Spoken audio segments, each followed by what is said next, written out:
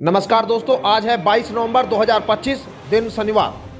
UP की सुर्खियों में आपका स्वागत है। आइए देखते हैं फटाफट अंदाज में यूपी की खबरें।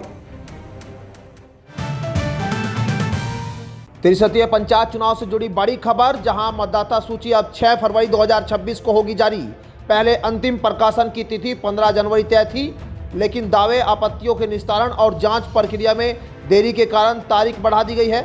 अब दावे व आपत्तियों का निस्तारण 31 दिसंबर से 6 जनवरी तक तय किया जाएगा। मतदाता सूची में 12 करोड़ 43 लाख मतदाता शामिल है, जिनमें लगभग 2 करोड़ 27 लाख डुप्लीकेट नाम पाए गए हैं, जिनकी पहचान AI के जरिए की गई। विधानसभा और लोकसभा चुनाव की मतदाता सूची के विशेष पुनरीक्षण अभियान के चलते जिलों में काम धीमा पड़ने पर यह निर्णय लिया गया है। किसानों को अब आधार कार्ड के अनुसार खतौनी में अपना नाम ठीक कराने की सुविधा मिलने जा रही है। राजस्व परिषद इस प्रक्रिया की तैयारी तेजी से कर रहा है। खतौनी और आधार के नाम अलग होने के कारण कई किसानों को किसान सम्मान निधि का लाभ नहीं मिल पा रहा था।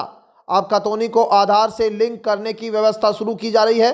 किसानों को नाम संशोधन के लिए राजस्व अधिकारी की स्वीकृति लेकर आवेदन करना होगा।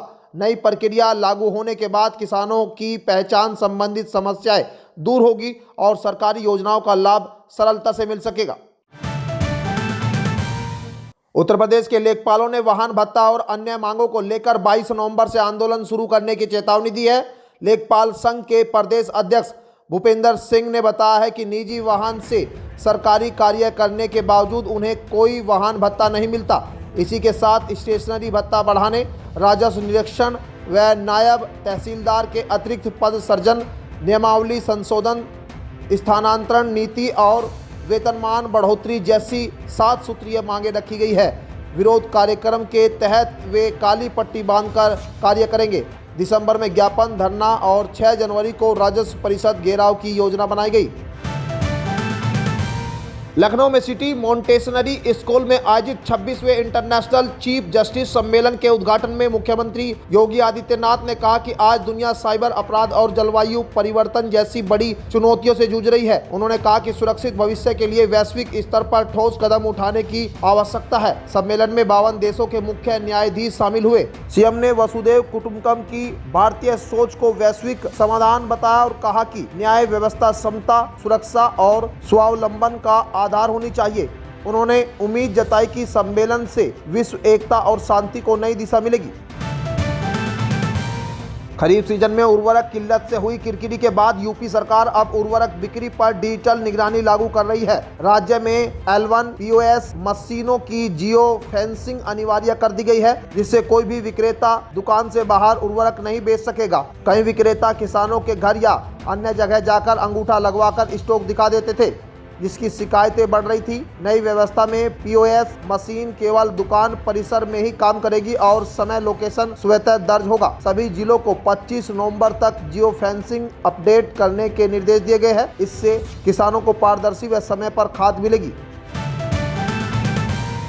आगरा के बाहा क्षेत्र में ग्लेडियोलस की खेती किसानों के लिए कमाई का बड़ा जरिया बन गई है। 60 से अधिक गांव में 600 एकड़ में फूलों की खेती हो रही है। प्रति बाग 25,000 रुपए लागत में 1,000 से 1,200 बंडल तैयार होते हैं, जो 100 से 120 रुपए प्रति बंडल बिक जाते हैं। दिल्ली, नोएडा, मुंबई तक भेजे जाने वाले फूलों के 50-60 बंडल वाले पार्सल की कीमत मंडियों में 35 से 40,000 रुपए तक मिल रही है।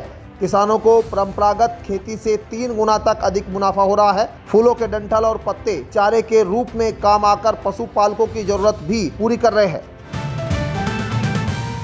आगरा नगर निगम ने जन्म और मृत्यु प्रमाण पत्र जारी करने की प्रक्रिया को पूरी तरह डिजिटल कर दिया है। अब नागरिकों को प्रमाण पत्र लेने के लिए निगम कार्यालय नहीं जाना पड़ेगा। आवेदन के समय दर्ज मोबाइल नंबर पर ही प्रमाण पत्र सीधे व्हाट्सएप से भेजे जाएंगे। आगरा नगर निगम यह सुविधा शुरू करने वाला प्रदेश का पहला संस्थान बन गया है। पहले प्रमाण पत्र पोर्टल पर बनता था और SMS अलर्ट मिलता था, लेकिन दस्तावेज डाउनलोड करने के लिए लॉगिन करना पड़ता था। अब OTP आधारित लॉगिन कर विवरण भरने और आवेदन ID के बाद प्रमाण पत्र स्वचालित रूप से मोबाइल पर उपलब्ध हो जाएगा। उत्तर प्रदेश में सिटी बस सेवाओं के बंद होने से बेरोजगार हुए कंडक्टर्स को बड़ी राहत मिली है। यूपी SRTC ने इन्हें दोबारा परिवहन निगम में रखने का फैसला लिया है। एमडी प्रभु नारायण सिंह के अनुसार महानगर बस सेवा की बसें अब पुरानी होकर नीलाम हो गई है, जिससे परिचालकों को काम और वेतन में परेशानी थी। करीब 15 वर्ष से अधिक अनुभव वाले इन परिचालकों की प्रतिभूमि राशि पहले से निगम में जमा है, इसलिए इन्हें यूपीएसआरटीसी में दोबारा रखने का प्रस्ताव मंजूर किया गया है। इससे बेरोजगार परिचालकों को रोजगार मिलेगा और निगम में परिचालकों की कमी भी दूर होगी। उत्तर प्रदेश में अगले साल आने वाली पीसीएस भर्ती में बेसिक शिक्षा विभाग के बीएसए के 40 पद शामिल किए जाएंगे। बेसिक और माध्यमिक शिक्षा विभाग में बड़ी संख्या में रिक्तियां बढ़ गई है, जिसके चलते शिक्षा निदेशालय ने शासन को अधियाचन भेज दिया है। समूह क के 344 में से 139 पद खाली है, जबकि समूह ख में 1524 में से 1035 पद रिक्त है। डाइट के वरिष्ठ प्रवक्ता, राजकीय इंटर कॉलेज प्रिंसिपल और बीईओ के कई पद खाली पड़े हैं। विभागीय अधिकारियों के अनुसार पद भरने से शिक्षा व्यवस्था को मजबूती मिलेगी और प्रशासनिक कामकाज सुधरेगा। यूपी रेरा ने लखनऊ, नोएडा, बाराबंकी, प्रयागराज, चंदौली और अलीगढ़ में 2009 करोड़ की 9 रियल एस्टेट परियोजना को मंजूरी दी है। इन परियोजना में 1586 नई यूनिटें विकसित होगी, जिनमें फ्लैट, प्लाट और विला शामिल है। सबसे अधिक निवेश नोएडा में 1536.99 करोड़, जबकि लखनऊ में 283.76 करोड़ की परियोजना को स्वीकृति मिली। बाराबंकी में 2, प्रयागराज व चंदौली में 1 और अलीगढ़ में 17.72 करोड़ की परियोजना को मंजूरी दी गई है। इन परियोजना से रोजगार में वृद्धि, निर्माण क्षेत्र को बढ़ावा और प्रदेश में संतुलित रियल एस्टेट विकास को नई रफ्तार मिलने की उम्मीद है।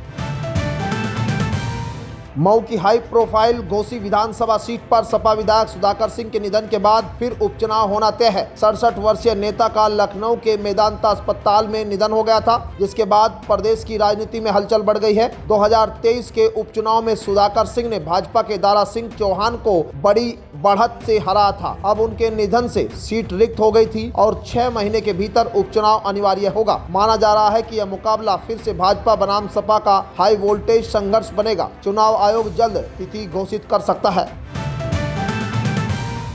समाजवादी पार्टी ने यूपी में एसआईआर प्रक्रिया पर नजर रखने के लिए स्पेशल 27 पीडीए प्रहरी दल तैनात किया है। यह दल गांव से शहर तक घर घर जाकर एसआईआर फॉर्म भरवाने, प्रिंट देने और बीएलओ तक जमा कराने की जिम्मेदारी निभा रहा है। सपा का दावा है कि यह टीम सीसीटीवी की तरह काम करेगी ताकि किसी भी वोटर का नाम न कटे। बिहार चुनाव में विपक्ष द्वारा एसआईआर पर उठे सवाल के बाद सपा ने यूपी में अपने कोर वोटरों पर विशेष फोकस किया है। सपा नेताओं का आरोप है कि एसआईआर के जरिए वोट कट रहे हैं, इसलिए दल सक्रिय रूप से निगरानी करेगा। बीएसपी सुप्रीमो मायावती 6 दिसंबर को नोएडा में एक विशाल रैली कर प्रदेश की राजनीति में नई गर्माहट लाने जा रही है। लखनऊ रैली में मिली सफलता के बाद अब 14 साल बाद अपने गृह जनपद में शक्ति प्रदर्शन कर मायावती 2027 विधानसभा चुनाव की तैयारियों का बिगुल फूकेगी। रैली को शक्ति प्रदर्शन 2.0 माना जा रहा है, जिसका लक्ष्य पश्चिम यूपी, नोएडा, गाजियाबाद, मेरठ और बुलंदशहर में कोर वोट बैंक को दोबारा सक्रिय करना है। बिहार में एक सीट जीतने के बाद बसपा अब यूपी में अपनी खोई जमीन वापस पाने के लिए आक्रामक मुहिम चला रही है। उत्तर प्रदेश में मतदाता सूची के विशेष प्रगाढ़ पुनरीक्षण यानी एसआईआर अभियान को लेकर मुख्य निर्वाचन अधिकारी नवदीप रेणवा ने कड़े निर्देश जारी किए हैं। उन्होंने चेतावनी दी है कि यदि कोई व्यक्ति एक ही वोट के नाम से 2 बार फॉर्म भरता है तो उसकी पहचान कर कानूनी कार्रवाई की जाएगी। 1 वर्ष तक की सजा हो सकती है। प्रदेश में 99.57% मतदाताओं तक फॉर्म पहुंच चुका है और बीएलओ घर घर जाकर मार्गदर्शन दे रहे हैं। रेणवा ने जिलाधिकारियों को हेल्प डेस्क स्थापित करने, शिकायतों पर त्वरित कार्रवाई और भ्रामक पोस्ट पर तथ्यात्मक प्रतिक्रिया देने के निर्देश दिए हैं। अभियान की रफ्तार बढ़ाने पर भी जोर दिया गया है। उत्तर प्रदेश में 22 से 26 नवंबर 2025 तक मौसम शुष्क रहने का अनुमान है, लेकिन सुबह के समय कोहरे का असर जारी रहेगा। पूर्वी यूपी में कोहरा ज़्यादा घना रहेगा, जबकि पश्चिम हिस्सों में हल्का कोहरा छा सकता है। बलिया में न्यूनतम तापमान 17 डिग्री सेल्सियस तक पहुंच गया है, जिससे ठंड में हल्की कमी दर्ज हुई है। अगले कुछ दिनों तक तापमान में बड़े बदलाव की संभावना नहीं है, लेकिन 23 नवंबर से पछुआ हवाएं चलने लगेगी, जिसके बाद तापमान में गिरावट आ सकती है और सर्दी दोबारा रफ्तार पकड़ने की उम्मीद है। तो ये थी आज की 15 फटाफट खबरें। अगर आपको वीडियो पसंद आया तो वीडियो को लाइक, शेयर व कमेंट जरूर करें। धन्यवाद।